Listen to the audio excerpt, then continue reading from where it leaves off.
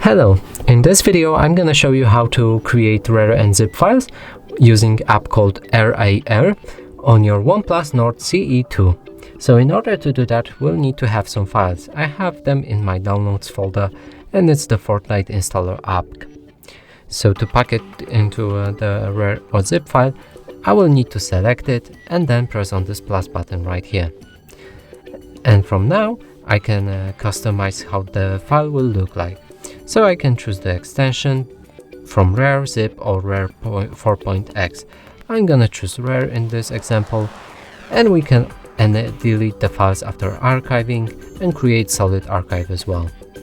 We can set the password for the archive, which I'm gonna do, and set it to 1234. We can show the password if we're not sure if we typed in correctly, or encrypt the file names. We press OK. From here we can change the name of the RAR file, and I'm just gonna call it Fort Installer. Now go to Advanced to change any of the settings, and in the options you can also change all of the settings. In the comment you can leave a comment for the file, so if someone opens it, he will be able to read this comment. So I'm just gonna call it Fortnite Installer.